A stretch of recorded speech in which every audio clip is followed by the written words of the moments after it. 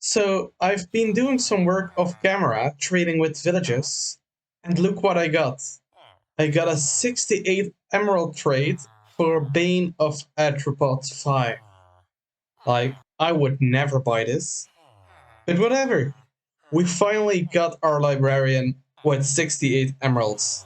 That means we can finally continue to 1.8. Yes, that's correct. 1.8, finally. And to be more specific, 14W25A. What does this version add? Well, you can already see behind me, ocean monuments. And there is something special about these ocean monuments, and that's of course that it includes prismarine. And this prismarine becomes a very special block in another version. So let's grab it, but also let's explore the ocean monument itself. So while I'm looting this ocean monument, I wanted to talk about a few changes that I made.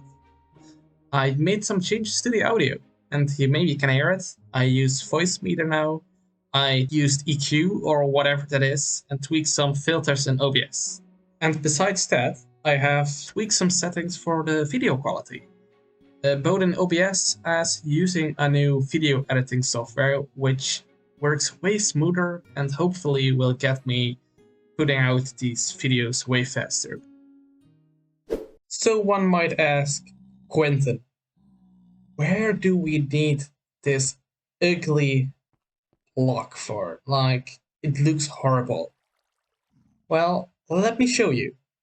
And one ugly block will turn into another ugly block. And I'm of course talking about the command computer of Computercraft. But I hear you saying, Quentin, isn't that a mod? And don't look at the skin. Yes, that's a mod, indeed. And while I normally focus on the vanilla game, this is actually officially published in Minecraft Edu. And that was the Education Edition before Education Edition. So something special about these specific blocks is that they can execute commands. But if we right click, you can see we are not opt and we are also not in creative. So you might ask, well, aren't they then useless? Well, no.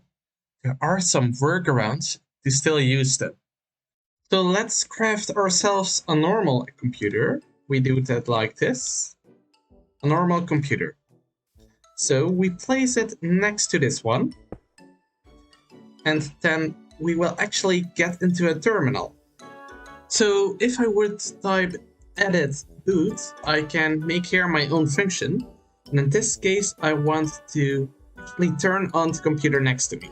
So I will type peripheral.call and I will open it with a right, comma, and turn on. Then I close it again and I will save it and exit. Now I will type boot. As we can see in the chat, there is a special message for us.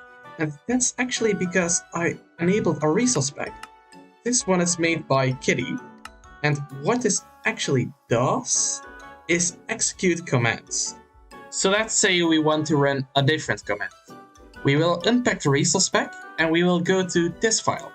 And we will edit it with Notepad++. And as you can see, I already put a command in. In this case, I will give myself a stack of the command computers. So let's get back to the game. And if I go into the computer again, I will first edit the boot to say a reboot instead of turn on. Then I will save it again and exit and say boot again. And now I have a stack of command computers. So that might have looked really easy, but it's actually quite a bit more technical than it seems. I don't want to bother you with the details. Instead, I want to show you what you can do. So you maybe see it already, but the first thing I want to show you is that this is a way to get player heads. So if I boot it, you will see I will get a new skull. Obtained, and if I place it down, that's my own skin. And we can go even crazier than that, because it's actually possible to use multiple commands at once.